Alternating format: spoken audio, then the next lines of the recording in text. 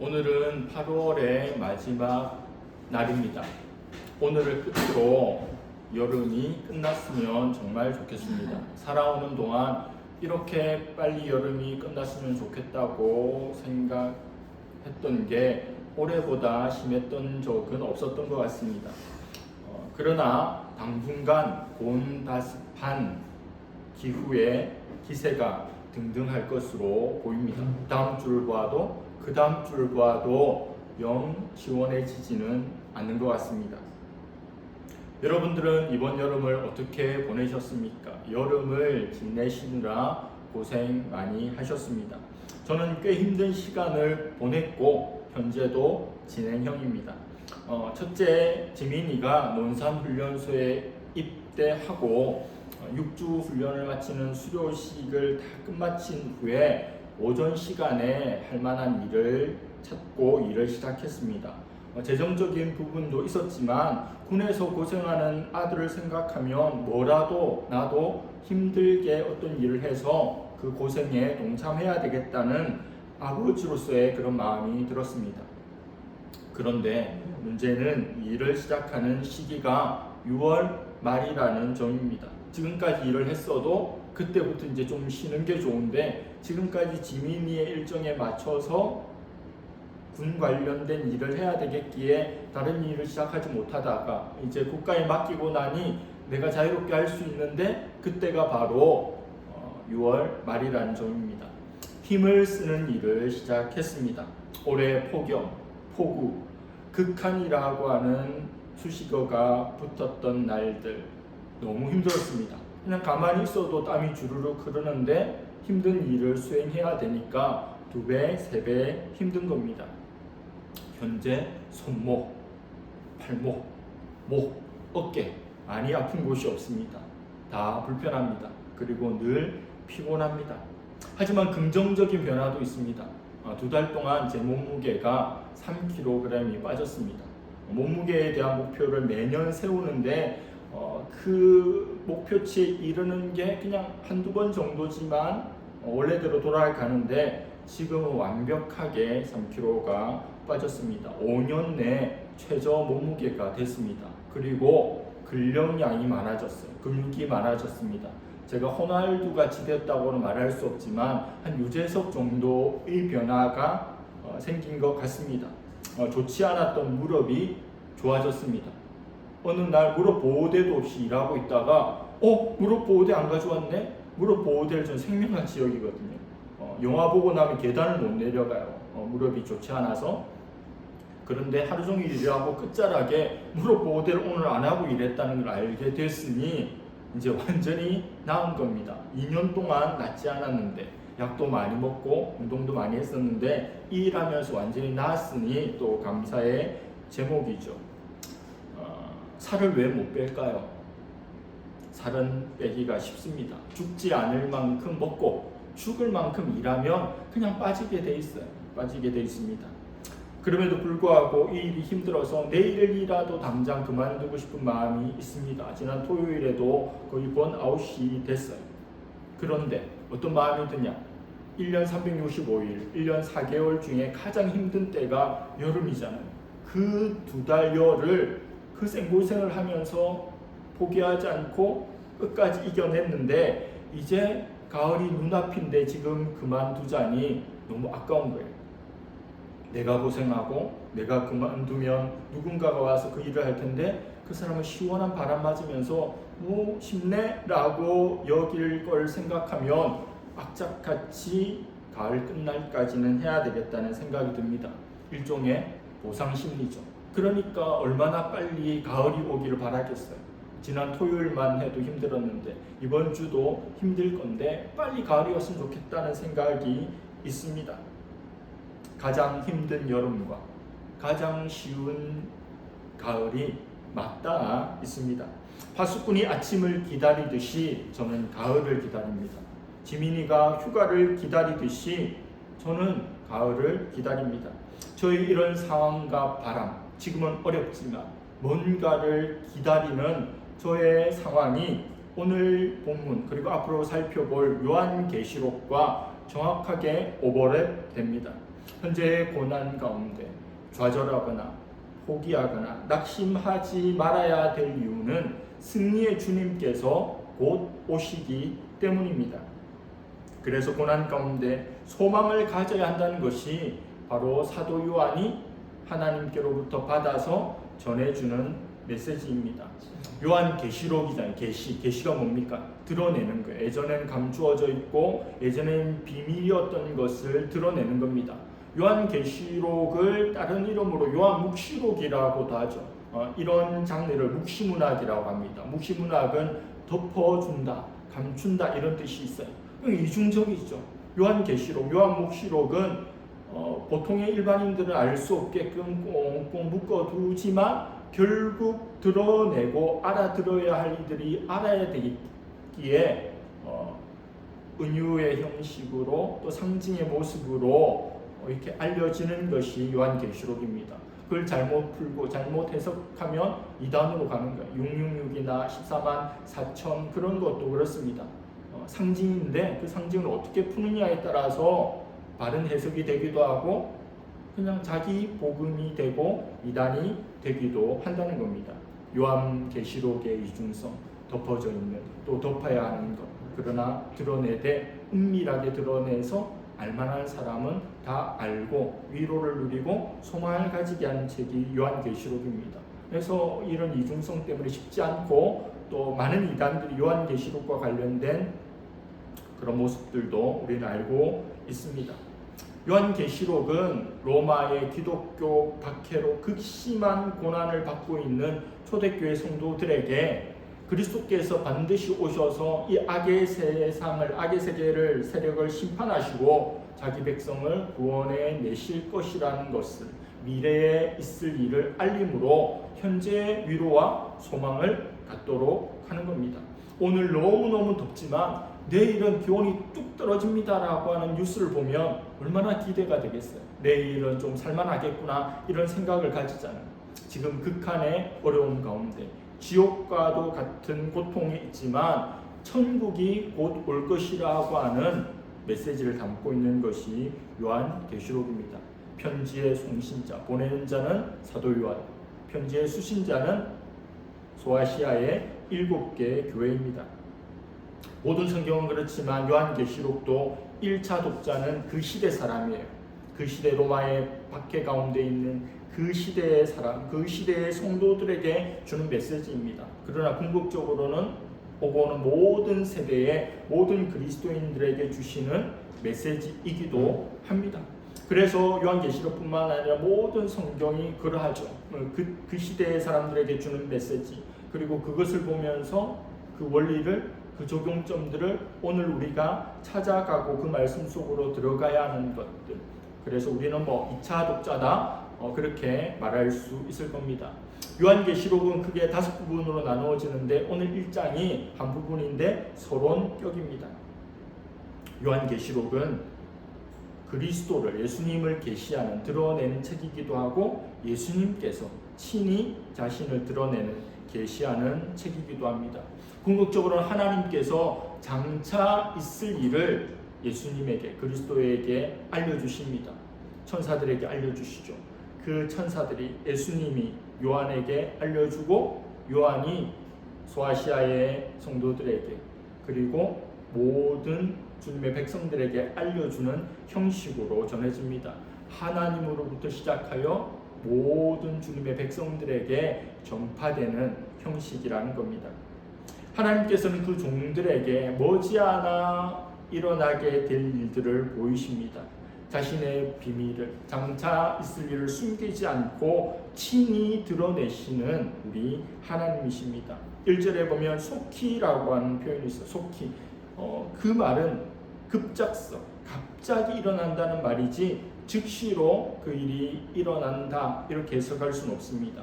2000년 전에 속히라고 했는데 아직도 예수님께서 재림하지 않았으니 뻥 아니야 이렇게 볼 것이 아니라 그분이 오실 때 너무 갑작스럽게 생각지도 못했던 타이밍에 번개처럼 임하실 것이라는 뜻입니다. 3절 말씀, 이 예언의 말씀을 읽는 자와 듣는 자와 그 가운데 기록한 것을 지키는 자는 복이 있나니 때가 가까움이라. 말씀을 읽고 말씀을 듣고 말씀을 행하는 자는 복이 있다고 말씀합니다. 우리 모두가 그런 복이 있기를 바랍니다. 말씀을 읽으면 그 안에 담긴 의미를 깨닫고 하나님의 은혜를 누리게 됩니다. 성경 말씀을 듣게 되면 죄인이 회개해서 의인이 되고 악인이 변해서 선인이 됩니다. 로마서 10장 17절에 그러므로 믿음은 들음에서 나며 들음은 그리스도의 말씀으로 말미암았느니라. 하나님의 말씀은 귀로 듣는 것입니다. 기독교는 듣는 종교예요. 오늘날 매스미디어의 영향이나 또 시청각 자료들로 인해서 교육부서에서부터 어른들까지 뭔가를 계속 보여주려고 하는 부분들이 많습니다. 감각적이고 바로 느낌이 오고 바로 흥분 상태에 들어가죠. 그러나 기독교는 듣는 종교예요. 들으면서 믿음이 생기고 들으면서 그리스도를 알아가는 것입니다. 읽는 것, 듣는 것 중요하죠. 지금도 말씀 듣고 있잖아요. 그럼에도 가장 중요한 것은 뭐죠? 말씀을 실천하는 겁니다. 마가복음 7장 26, 27절 나의 이 말을 듣고 행하지 아니하는 자는 그 집을 모래 위에 지은 어리석은 사람 같으리니 비가 내리고 창수가 나고 바람이 불어 그 집에 부딪힘에 무너져 그 무너짐이 심하니라. 말씀을 들었어요. 말씀을 보았어요. 근데 말씀을 행하지 않으면 그냥 모래 위에 지은 집이라는 겁니다. 극한 호우가 오면 언제든지 무너져 내린다는 겁니다. 말씀을 열심히 들어야죠. 말씀을 열심히 보아야죠. 그게 무의미하다는 게 아니에요. 그 자체가 복이 있습니다. 요한계시록 말고 다른 성경에는 행함 말고 읽고 듣고 그런 자가 복되다고 해요. 그러나 궁극적으로 읽고 듣는 목적은 그냥 눈으로 좋고 귀로 좋으라고 하는 것이 아니라 행하는 것을 전제로 합니다. 행할 생각이 1도 없는데 하루 종일 성경 읽는다고 무슨 역사가 일어나겠습니까? 그래서 계시록 22장 7절은 이렇게 말씀합니다. 보라, 내가 속히 오리니 이 두루마리의 예언의 말씀을 지키는 자는 복이 있으리라 하더라. 읽고 듣는 거 다 빼고 맨 마지막에는 그냥 요거 지키는 사람이 복이 있다 이렇게 이야기합니다. 듣는 것도 지키려고 보는 것도 지키려고 하는 거니까 마지막 결론에서는 이 지키는 것만 말씀하고 지키는 것의 방점을 꼭 찍고 있습니다. 그러나 지키려면 들어야 돼요. 지키려면 보아야 합니다. 그 자체가 의미가 있습니다. 예수님의 말씀, 하나님 말씀, 그 예언의 말씀, 주옥과도 같은 말씀, 우리 영혼을 살리는 그 말씀을 힘써서 읽기를 바랍니다. 애써서 듣기를 바랍니다. 그리고 읽는 것, 듣는 것으로 그치지 않고 지키는 자리까지 나아가기를 바랍니다. 때가 가까웠죠. 말세 지말입니다. 종말론적인 신앙으로 살아가기를 바랍니다. 오늘 사도 요한이 하나님의 음성을 듣고 있잖아요. 하나님의 뜻을 듣고 있잖아요. 자기가 그렇게 하면서 그렇게 듣는 이들이 복되다는 말씀으로 오늘 말씀을 열어가고 있습니다. 우리가 성경을 묵상하고 하나님 말씀을 보고 성경 공부를 하면서 발견해야 되는 것은 무엇입니까? 하나님이 누구신가? 하나님이 어떤 일을 하시는가? 그런 것이죠. 요한이 발견한 하나님이 오늘 본문 속에 많이 나옵니다. 요한이 예수님을 관찰했잖아요. 예수님을 발견했잖아요. 예수님을 경험했잖아요. 예수님의 증인이잖아요. 4절에 이제도 계시고 전에도 계셨고 장차 오실 이와 그의 보좌 앞에 있는 7 영과 5절에 또 충성된 증인으로 죽은 자들 가운데서 먼저 나시고 땅의 임금들의 머리가 되신 예수 그리스도. 또 8절에 이제 하나님께서 말씀합니다. 주 하나님이 이르시되 나는 알파와 오메가 이제도 있고 전에도 있었고 장차 올 자요 전능한 자라 하시더라. 자, 사도 요한이 말하고 있는 것, 그리고 하나님께서 친히 자기 증거하시는 것들을 통해 하나님이 이런 분이구나라는 것을 알게 됩니다. 성자 예수님과 성부 하나님은 한 분이십니다. 성령 하나님과도 한 분으로 세 분은 삼위일체로 존재합니다. 기독교의 신비죠. 하나님은 지금도 계셨고 이전에도 계셨고 이후에도 계시고 오실 분입니다. 과거, 현재, 미래의 주인이십니다. 주님이십니다. 출애굽기 3장 14절에 모세에게 계시하신 당신은 누구십니까? 당신의 이름을 알려주십시오. I am who I am. I am that I am. 나는 나다. 스스로 여호와라고 스스로 있는 자라고 말씀하신 그 이름을 풀어준 것이 오늘 이 말씀이죠. 전에도 지금도 앞으로도 처음도 끝도 그게 바로 스스로 계시는 우리 하나님입니다. 하나님은 알파와 오메가, 하나님은 시작과 끝입니다. 모든 것입니다. 모든 인류 역사의 주관자입니다. 그리고 내 인생의 주관자입니다. 내 인생을 이끌어 가시는 분입니다. 내 인생에 개입하시고 나를 도와주시는 분이 우리 하나님입니다.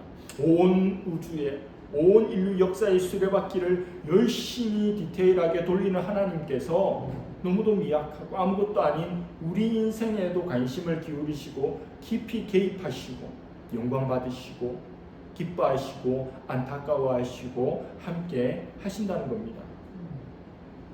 사도 요한은 자신이 이 계시를 들을 때 기록할 때 반모섬에 있었다고 말합니다.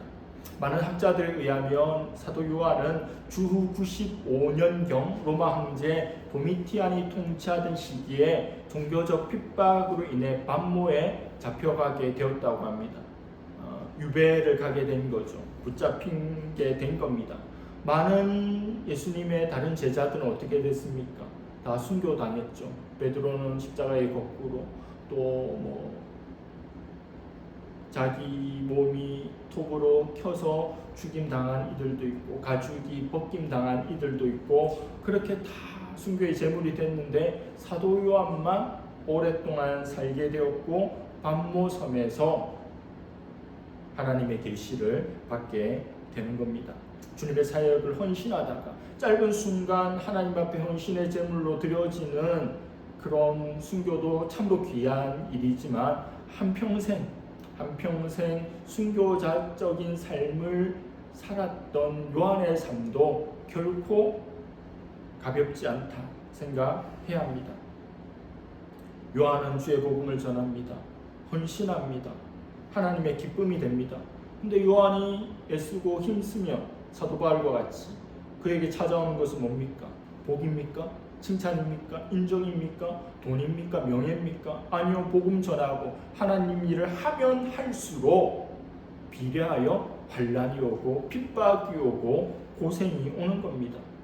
그래서 일제시대 때 많은 이들이 독립운동을 하다가 열심히 했는데도 달라지는 것이 없고 일본이 우리를 잡아 족치고 하니까 나중에 지식인들도 그렇고 변절이라는 걸 하잖아요. 우리 민족을 위해서 투쟁하고 목숨을 걸었다가 아무리 그렇게 해도 독립은 올 것 같지 않고 회왕은 될 것 같지 않으니까 그냥 일본인으로 살아가자. 그리고 많은 이들에게 그렇게 영향력을 끼치는 것이 변절자죠. 영화 암살에 보면 이정재가 처음에는 독립군들을 보내는 존재였다가 나중에 독립군을 팔아넘기잖아요. 전지현이 나중에 주기로 와서 왜 그랬냐고, 왜 형제를 팔았냐고 하니까 뭐라고 합니까? 몰랐으니까. 해방될 줄 몰랐으니까. 30여 년간 나라가 망했는데 이 나라가 다시 빛을 찾을 거라고 누가 생각할 수 있겠습니까? 그러니까 다 변절하는 거죠. 처음에는 올고자도 고난이 길어지고 핍박이 길어지고 소망이 없으면 점점 마음이 바뀌는 것이 연약한 우리 인생입니다. 요한이 이런 환난을 당하는데 그걸 보면서 세상의 많은 사람들도 어떤 기독교인들도 이런 의문을 제기합니다. 하나님이 계신가? 하나님이 통치하시는가? 신정론이라고 하는 것을 제기합니다. 하나님 역사하시지 않는 것 같다. 아니 이런 현실을 보면 하나님께서 살아서 역사하시면 왜 복음 전하는데 고생하고 순교당하고 환난당하고 유배를 가느냐? 하나님이 안 계시거나 하나님이 전혀 힘이 없고 뒤로 물러나 계신 것이 아니냐? 이렇게 의문을 가지는 것은 어찌 보면 당연하겠죠. 세상 사람들이 우리를 보잖아요. 우리가 그리스도인들이 성경을 읽으면 세상 사람들은 우리를 잃는다는 말을 하잖아요. 우리가 교회 열심히 다니고 새벽기도 하는데 하는 일마다 족족 잘 되면 하나님도 영광이고 그들도 복 받네라고 생각할 수 있는데, 신앙생활 겁나 열심히 하는데 하는 일마다 안 되면 세상 사람들이 하나님 안 계신 것 같은데 왜 저렇게 열심히지라고 생각하는 게 당연해 보이죠. 이러한 당연해 보이는 상황에서 예수님의 음성이 들려옵니다. 음성을 들려주십니다.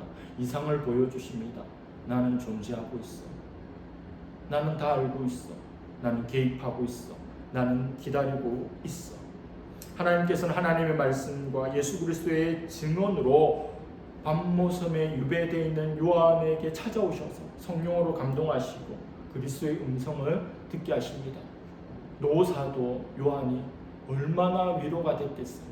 얼마나 감격이 됐겠습니까?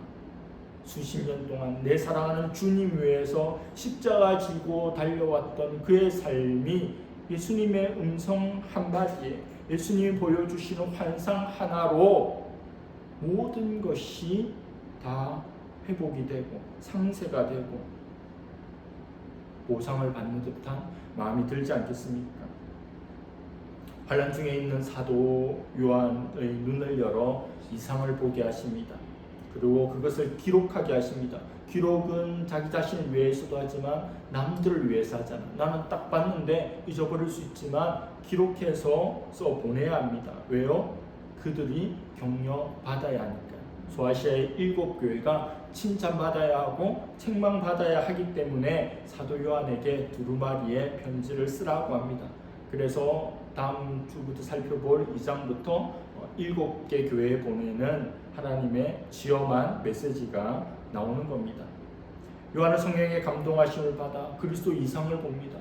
이미 알고 있었고 또 3년 동안 함께했던 그리스도가 이제 너무도 영화로운 모습으로 사도 바울의 눈앞에 나타나요. 예수님께서 철임하실 때, 처음 오셨을 때 어땠습니까? 초라한 모습으로 오셨죠. 부유해 오셨죠. 인류의 환대를 받지 못했죠. 헤롯과 많은 이들은 그를 죽이려고 했고 견제했죠. 십자가 위에서는 인류 모든 이들의 죽음 가운데 가장 비참하고 처참하게 돌아가신 것이 예수님 아닙니까? 그런데 그런 이미지가 아니에요. 예수님 부활하셨습니다. 승천하셨습니다. 하늘의 아버지 보좌 우편에서 너무도 영광스러워, 너무도 찬란한 모습으로 계시는 거예요. 주님은 미래의 장차 언제 올지 모르는 100년 후, 200년 후 그때의 승리자가 아니라 지금도 교회 가운데 이런 환난과 핍박을 당하는 이 당시의 교회뿐만 아니라 지금 전 세계에 있는 이슬람권을 포함한 공산권, 불교권, 힌두권 어디에 있는 곳에서도 주님은 승리자로 그들 가운데 영광스러운 모습으로 계시다는 겁니다. 그걸 보여주는 거예요. 위로를 받고 소망을 누리는 겁니다. 12절 이후는 요한이 본 예수님의 모습이 설명이 되어 많은 것들이 나오죠. 뒤에서 소리가 들려오는데 큰 음성이 나서 돌아보았습니다. 그가 본 것은 무엇입니까? 7 금촛대입니다. 그 촛대들 가운데 인자와 같은 예수님께서 지나가죠. 오른손에는 7별, 입에는 날선 금, 그의 얼굴은 해와 같이 빛납니다. 이렇게 표현한 것들을 그릴 수 있으면 그려보는 것도 좋겠죠. 너무 영광스럽고 너무 황홀하고 압도적인 예수님의 모습입니다. 고난 중에 있는 요한을, 고난 중에 있는 교회를, 성도를 격려하는 우리 그리스도께서 얼마나 위대하시고 얼마나 아름다우시고 얼마나 놀라우신가를 딱 보여주는 거예요. 우리가 믿는 주님이 그토록 놀라운 분이시라면 우리가 겪는 작은 역경, 작은 환난, 작은 삐짐, 작은 속삭임, 작은 시험, 작은 문제들에 우리가 자꾸 움츠려 들어서야 되겠습니까? 우리 주님은 크신 분이십니다. 초대교회 성도들은 이런 극한의 핍박, 순교의 제물이 되고 사자의 밥이 되는 모든 것을 잃어버리는 이런 말로 표현할 수 없는 고통을 어떻게 이겨내었을까요? 그들이 주고받은 인사말이 두 가지인데 그것이 바로 힌트가 될 것 같아요. 첫 번째 인사말은 샬롬입니다. 샬롬, 평안. 평안을 묻고 평안을 구하는, 어려운 가운데, 환난 가운데도 주님 주시는 평안이 있느냐? 주님 주시는 평안이 있기를 바란다. 객관적인 상황을 뛰어넘는, 초월하는, 극복하는 주님으로부터 내려오는 진정한 샬롬이 있는가? 그 인사를 했어요. 그리고 두 번째 인사는 마라나타입니다. 아멘. 주 예수여 어서 오시옵소서. 지금 너무 견디기 힘들어요. 너무너무 어려워. 너무 고통스러워. 너무 비참해. 그러니까 주님이 다시 오시는 것밖에 없으니 마라나타, 마라나타 이야기하는 거예요. 주님 다시 오실 거야. 주님 다시 오실 거야. 현재의 고통에서 우리를 구해 주실 거야. 그래, 힘을 내자. 주님이 왕으로 다시 오실 거야. 샬롬과 마라나타. 이 두 인사말은 그때도 필요했지만 오늘날 우리에게도 절실한 인사말이 아니겠습니까? 샬롬, 주님의 평안이, 마라나타, 다시 오실 주님에 대한 소망이 있기를 바랍니다. 현재의 삶이 고통스러워도, 전혀 고통스럽지 않고 오히려 사는 게 너무 즐거워도 주님의 평안이 있기를 바라고 주님의 재림을 소망하는 참된 신앙인이 될 수 있기를 바랍니다.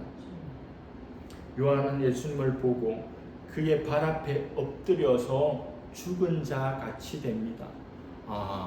상상해 보십시오.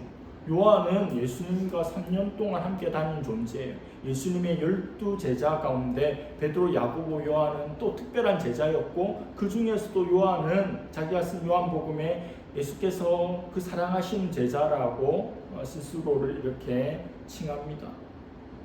혼자 착각에 빠졌든지 예수님이 진짜 남들보다 더 사랑했던지 그런 존재예요. 어떤 사람이 얼마나 높고 위대하고 무시무시하고 카리스마가 있어도 같이 지내다 보면 그냥 사람이에요. 연예인이 됐건 정치인이 됐건 뭐 유명인사가 됐건 뭐 경제계 수장이 됐건 그냥 멀리서 한번 보고 그냥 지나가면서 보는 정도라면 뭐 사진 찍어야 되나 뭐 어떻게 해야 되나 그 앞에 서서 벌벌 떨기도 하겠지만 같이 밥 먹고 같이 자고 같이 뭐 목욕하고 같이 시간 보내다 보면 그 떨리고 이런 게 어디 있겠어요. 편해지는 거죠. 제가 별 알바를 다 해봤는데 벤츠 서비스 센터에서 하루 알바를 그냥 쉬는 날이어서 한번 했는데 서비스 센터에 들어오는 차를 번호를 매겨주고 탁탁탁 주차하면 그 서비스 하는 직원들이 이제 수리하고 이렇게 점검하러 보내는 그거를 하루를 했어요. 그런데 광고와는 달리 주차장이 굉장히 좁았어요. 전 벤츠를 그 전까지 뭐 사실상 거의 타본 적이 없는데 그날만 70대, 80대를 타봤어요. 엄청 비싼 거는 마이바흐 한 5억대 되는. 근데 주차장이 좁고 제가 일하다가 어떤 스크래치가 나거나 이러면 보험이 되지만 일정 부분 저한테 책임이 있는 거예요.